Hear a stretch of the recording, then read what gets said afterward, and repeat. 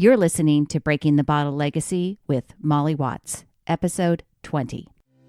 Hi, I'm Molly. After a lifetime living under the influence of family alcohol abuse, spending more than 30 years worrying about alcohol and my own drinking, believing I had an unbreakable daily drinking habit, I changed my relationship with alcohol forever. If you want to change your drinking habits, then Breaking the Bottle Legacy is for you. My goal is to help you create a peaceful relationship with alcohol, past, present, and future. Each week, I'll focus on real science and using your own brain to change your relationship with alcohol. Nothing has gone wrong. You're not broken. You're not sick. It's not your genes. And creating peace is possible. I'm here to help you do it. Let's start now. Well, hello and welcome or welcome back to Breaking the Bottle Legacy with me, your host, Molly Watts, coming to you from an absolutely glorious Oregon today. I'm telling you folks, you're going to get tired of hearing me say it if these sunny days continue because it's just beautiful in Oregon during this time of year, and I really encourage a trip to the Pacific Northwest if you haven't already been here. Today on the podcast, I am absolutely thrilled to be speaking to Dr. Reid Hester, Ph.D., who is the co-founder of Checkup and Choices and the director and senior scientist of its research division. Dr. Hester currently oversees research projects as well as ensuring the scientific accuracy of all their product-related materials. Checkup and Choices is a group of online programs for people with concerns about their alcohol and or drug use. And each program has evidence of effectiveness, and they are guided self-help programs that use state-of-the-art technology to help people decide whether to change and then how to be successful at it. So it's a great resource. Of course, I will link all of that in my show notes. And Dr. Hester just has a long history of research. He's been working in the field for over 40 years, published more than 60 papers, books, book chapters, and this is just the mission of his life. He is, unfortunately, I'm teasing. He is a graduate of his Ph.D. from Washington State University. He also has a degree from the University of Washington. So as an avid University of Oregon duck, he and I had to give each other a little bit of a hard time. That's why I said unfortunate. Just teasing, folks. Dr. Hester was kind enough to lend me his time, and I was very appreciative. I think you will really enjoy my conversation with Dr. Reid Hester. Hello, Reid. Thank you so much for joining me. I really appreciate you taking the time to be on Breaking the Bottle Legacy with me.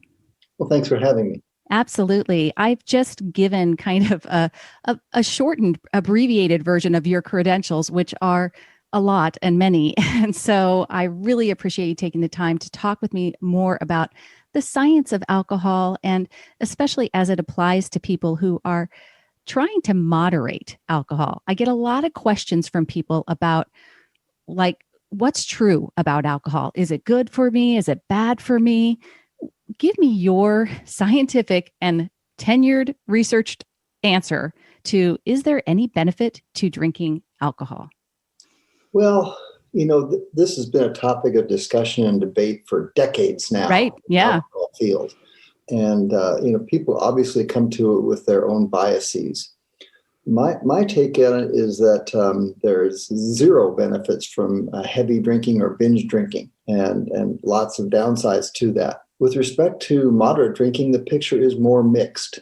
Mm-hmm. Some studies have shown a positive benefits, while others conclude from their data that the long-term health benefits are just not worth it. So clearly we know that alcohol can disinhibit people, can loosen people up, help them adjust their attitude, elevate their mood, reduce anxiety, but and it is effective in small doses. Mm-hmm.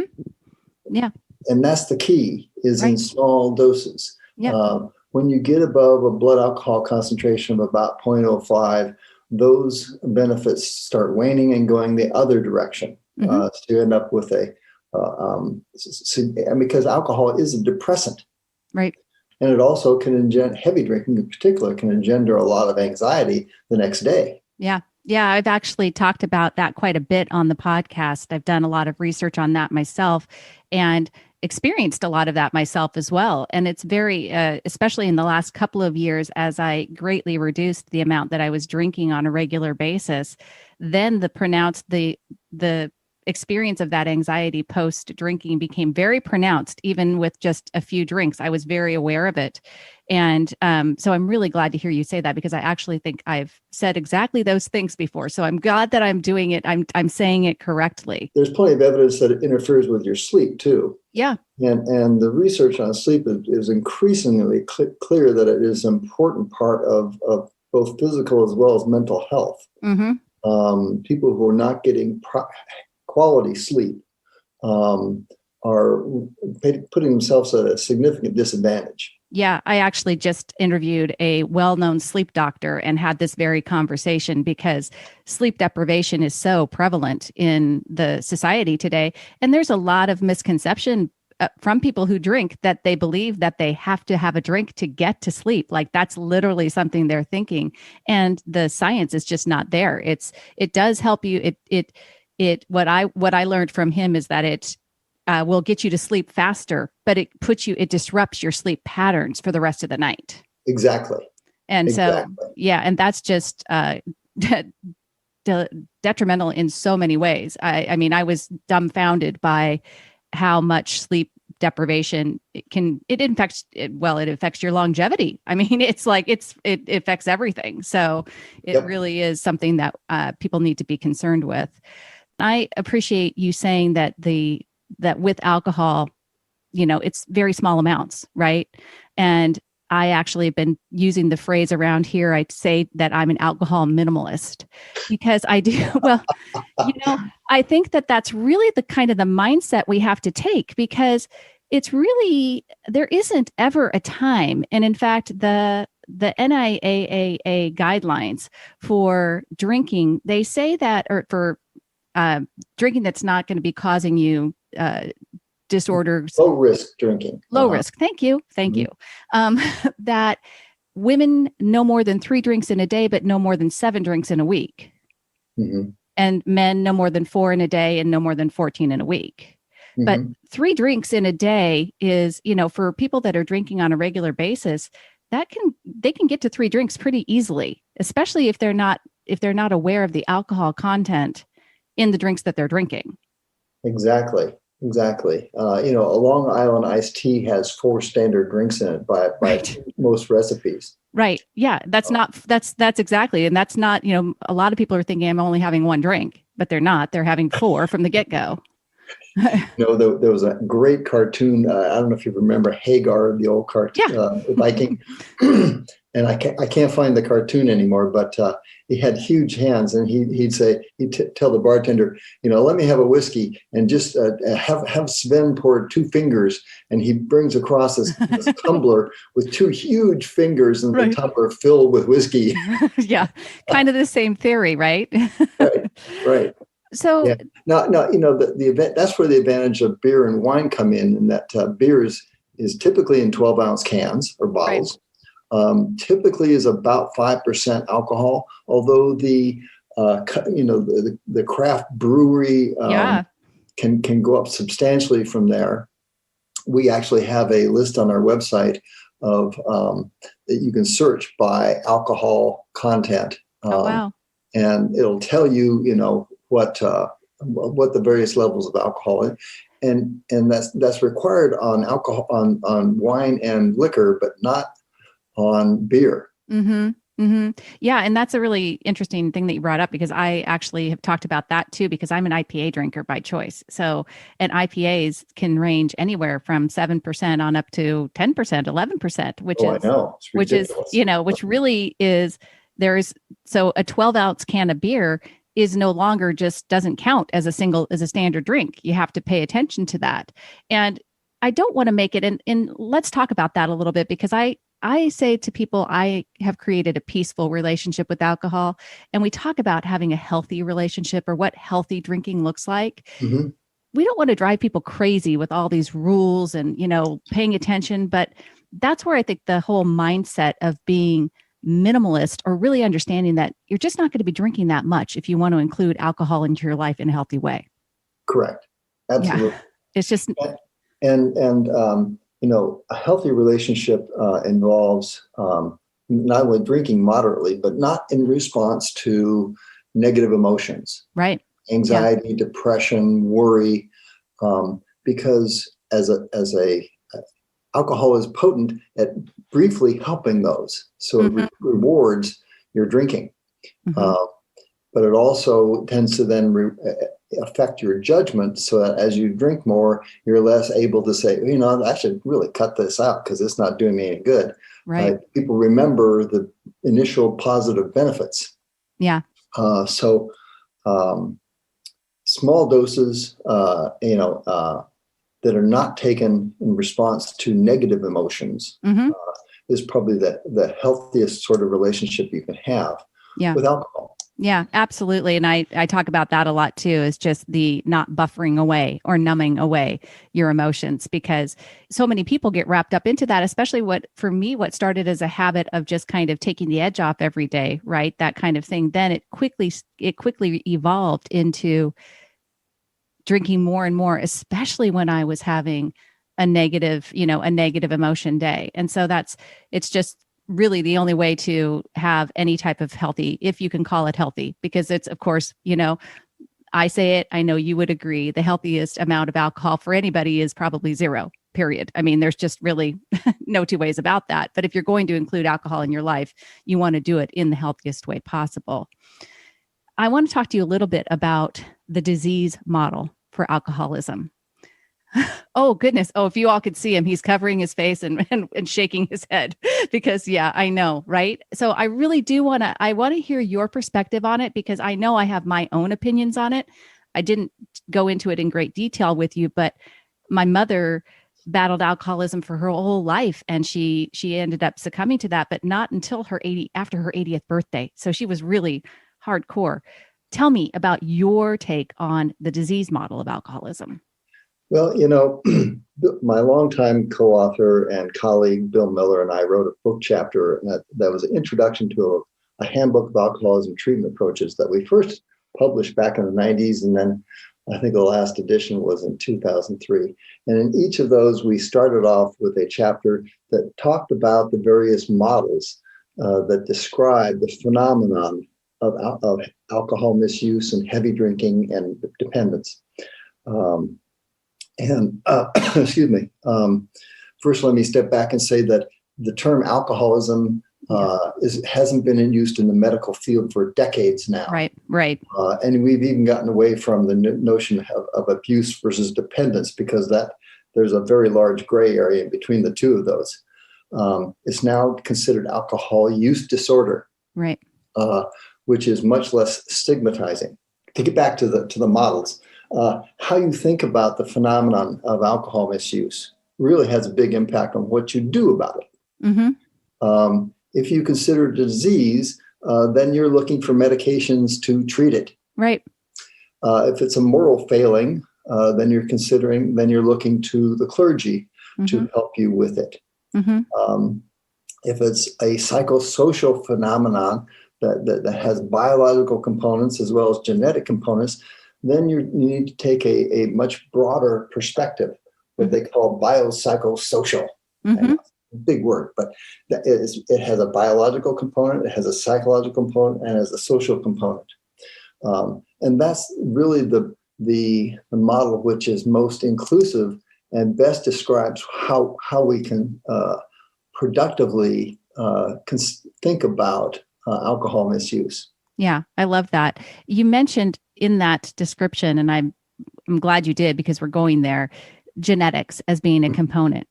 So give me your impression or your decisions or your research on the alcoholic gene. Is there such a thing? And if so, okay, good, perfect. The short answer is no. Good. I'm so glad we forward for decades. I'm so glad. Again, we align on that. So, I've always come down on it and said, well, if there is something if you're genetically predisposed, it does not mean you're predestined and predetermined with alcohol. And absolutely. Absolutely. Nurture and Your genes are society. not your destiny. Yeah, exactly. And I truly believe, and I believe this about my mother too, and her father was an alcoholic. And so, somebody could make an argument, right, that there was some sort of genetic link between all of us. But what I think about for a lot of people that develop alcohol use disorder, or people that develop a physical dependence on it, which my mother was definitively physically dependent on alcohol. But she didn't start out that way. And she started out by same thing, drinking, and then drinking to numb emotions, drinking as a solution to get away from whatever she was feeling. And so I really believe that people have to focus on the why that they're drinking in the first place. Tackle the thoughts that they're having that are creating whatever feelings they're feeling that they're trying to get away from when they drink. Give me your thoughts on that. Yeah, I mean, in evidence-based protocols for helping people change their drinking, one aspect of that is to identify triggers to drinking or over drinking. And one aspect of those triggers are negative emotional states, hunger, anger, depression, anxiety, you name it. Right. So where was I going with that? That's okay. We were talking about I was saying that I think that people, the whys behind people why they start to drink in the first place is what they need to tackle as opposed to. Yeah. And really the triggers get to that because, people who have a long-standing habit of drinking too much, drinking heavily, they have an idea that, Friday, 5:00, if their cousin comes over, if they're upset with their spouse, they have an idea of what their triggers are. And what we try to do is to help them identify those triggers and then help them to consider the ways to deal with those triggers without drinking or without over drinking. That is really a key component of making change in the way that you have a relationship with alcohol. So is a trigger and an urge the same thing? Triggers can produce urges and cravings. Right. Okay. You look at the clock and say, gosh, it's 4:45. And you know that at come around 5:00, that's when you typically have your first drink. So noticing the time there is going, that's a trigger. And that it can trigger an urge or in a more extreme sense, a craving. The cool things about urges and cravings is that they can't hurt you. Right. They can make you uncomfortable, but they can't hurt you. And a really important thing is that they fluctuate over time. And there are a variety of things you can do to reduce the intensity, duration, and impact of urges and cravings.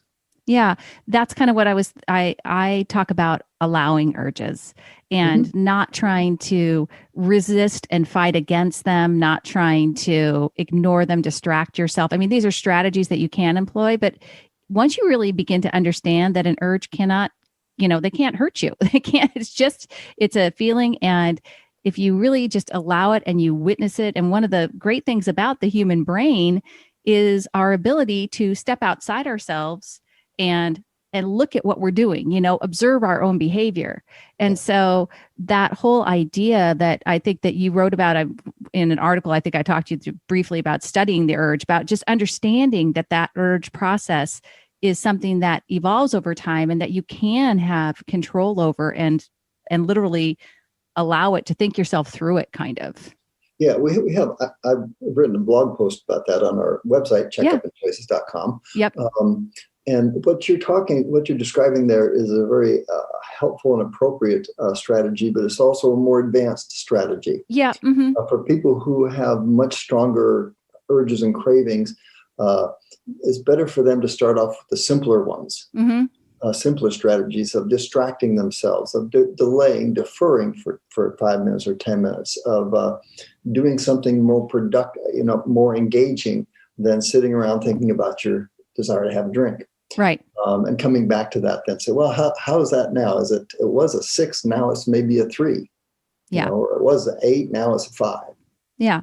And then engaging in other strategies. Yes, the study allowing the urge to happen and just kind of riding it, because it's not a constant, it's not a constant phenomenon. It waxes and wanes. Mm-hmm. We talk about urge surfing, Mm-hmm. where you're going to be on the top of the wave, you're going to ride it down, and as you ride it down, the wave lessens its impact, but you're still moving along. Mm-hmm. So it comes in waves. If you're just sitting out there on your surfboard, the waves, the swells rise and fall, rise and fall. So I appreciate this is just a great conversation. I could keep talking to you all day about all this stuff. One thing I want to touch on before we end our conversation is your thoughts on whether or not it's true. I say that we know that in certain 12-step programs, they will tell you that you're powerless and that alcohol holds all the power. And I full-heartedly do not believe that. I believe that people do have the power to control their relationship with alcohol. It does require intentional behavior. It requires learning. It requires a lot of it can require discipline. But the vast majority of people who are not physically dependent on alcohol, I believe, have the ability to do this with resources to create that relationship that they want with alcohol. Your thoughts? Yes, that's absolutely true. We also know that the stronger the level of severity of your alcohol use disorder, the more likely you are to be successful at getting rid of your alcohol-related problems or minimizing them is by abstaining. Right. And interestingly, if we look at long-term outcomes from moderation training protocols, we find that a fair good size percentage of folks who are successful at cutting back on their drinking eventually stop entirely, just because it's no longer a big deal to them. Right. You can take it or leave it. Right. And that's what I've always said I wanted is that's what I wanted to create for myself. That's what I have done is I wanted to never have to worry about alcohol anymore. I didn't want to think about it. I wanted it to be a non-issue, just like that, take it or leave it. And so I do believe that people can get there. One of the great resources, and we will link this, of course, in the show notes, is Checkups and Choices. And that's .com. Yeah, yes, I know. Checkupsandchoices.com. We will definitely link that in the show notes. Tell me a little bit about the program and the association with moderation management. I was on the board of directors for moderation management for many years until, 10 or 15 years ago, when I just, I had too many other things going on. And it's always been an organization that has struggled because people get it. People, can learn the skills to moderate and cut back, and then they leave. And so they have always been kind of a struggling organization. And we have supported them with when they send referrals to us from them. But perhaps the most encouraging and uplifting mutual support group I have ever run into is Smart Recovery. Yeah. And while Smart Recovery has been abstinence focused, it's shifting away from that a little more now. Nice. And saying whenever you get to what's stopping for you is what's important. Because moderate drinking means stopping after 2 or 3 drinks. Abstaining means stopping after 0 drinks. Right. And it's my understanding that in the support meetings now, that if someone says, well, I did pretty well, I only had 2 drinks last night, people don't jump on him or her. That's great. They're supportive in saying, well, great. What strategies did you use to, essentially control yourself? Right. And it is the most upbeat, encouraging, and supportive group of people in recovery I've ever run into. Nice. Yeah. I've been in the field for 40 years now. Right. So Right. I appreciate that because I actually Smart was a part of the information that I gathered while I was taking, and developing what I was doing, and agree with you in terms of, especially because they employ a lot of cognitive behavioral therapy in terms of their steps for recovery, and they do put the power into your own hands as opposed to some other, system or deity or whatever else that might be out there. They really do to uplift the individual. So I appreciate that. Absolutely. And they're using empirically supported protocols that are adapted for use in mutual support groups. Right. And we actually collaborated with them when we developed our Checkup and Choices protocol for Awesome. abstaining. Mm-hmm. And I've known Tom Horvath for decades now, and he was one of the original. He and a few others, Joe Gerstein and Hank Robb, some of the original developers, and they're all very empirically oriented cognitive behavior therapists and psychiatrists. The one thing that I want to talk, and like I said, we will wrap up. I promise. The thing that I struggle with smart recovery is the word recovery, because I think there's a lot of people that, like myself included, who I would have never wanted to say that I was in recovery, needed recovery, anything like that. In fact, anybody from the outside would have never known that I had a quote, that I was drinking as much as I was, or that I was racked with anxiety about it because of my alcoholic upbringing, right? I sat around worrying and Googling and looking all the time, like, is this, am I meeting the qualifications for alcohol use disorder? Mm-hmm. And I never, I never allowed myself, but still, I would have never.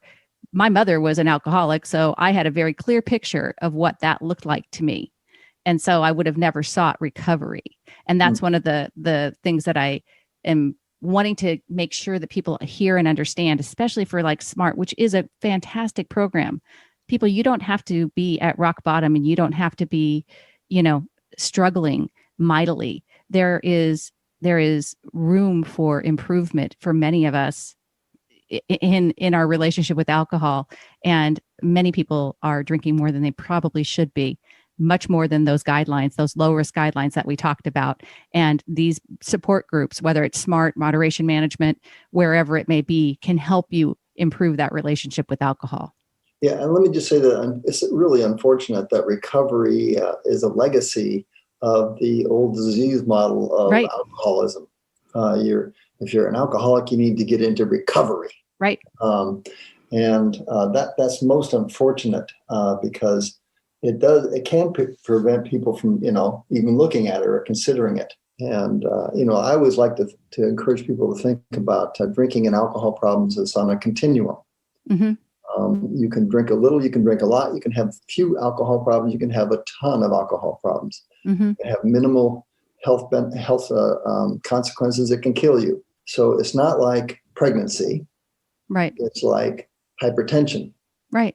And just because you're taking a medication to control your hypertension and losing weight so that it's under control doesn't mean that you're in recovery, but you're dealing with life as it comes to you. Yeah, no, I agree. And I think I've talked to, Dr. David Nutt of UK expert. I know you know him. The notion of just knowing, just like your blood pressure, just like your these basic health things, you should also know how much you're drinking. I mean, it's kind of that way. You should keep it in a mindful way to be as healthy about it as possible. And it isn't like you're in for anyone. Now, there are people that, when you develop a physical dependence on alcohol, there are different protocols, different steps, different things that need to happen, but that you're still eventually going to have to deal with the psychological addiction and the psychological dependence on alcohol as well. Yeah. And physical addiction is fairly rare. Right. If you look at the overall spectrum, mm-hmm. It's very rare. I initially started working in an inpatient rehab hospital for alcohol. And those people were severely dependent. I mean, their detox was days long to get them weaned off alcohol, because it can kill you, stopping drinking suddenly when you're drinking a quart a day. Yeah. But that's a pretty small portion of the people who ought to be concerned about their drinking. Right. Right. I think I think there's more people should be concerned about their drinking than just those people that are physically dependent, because absolutely. Exactly. Those people, it really is. I think the statistic is less than 10%. It's narrow. And a lot of people who think they have a dependence on alcohol are probably not physically dependent, but they are most likely psychologically dependent. And that is the key. So Dr. Reid, Hester, I appreciate you taking the time today so much. I will link everything in my show notes, your books and the checkupsandchoices.com, and anything else that you would like to add as we are leaving. No, I just want to encourage people to consider that they can make changes in their lives, in their relationship to alcohol. And the best way to do that is to start taking a look at it and considering what their options are. Yeah, which is why we developed the program in the first place. Yeah, and it's never too late. I'm never too late. I'm a person that had a 30+ year daily drinking habit, so I'm here to tell people you can do it. So you started at 5? Exactly. Dr. Hester, you're a doll. Thank you so much. I appreciate it, and be well. You too. Thank you for listening to Breaking the Bottle Legacy. This podcast is dedicated to helping you change your drinking habits and to create a peaceful relationship with alcohol. Take something that you learned in today's episode and apply it to your life this week. Transformation is possible. You have the power to change your relationship with alcohol now.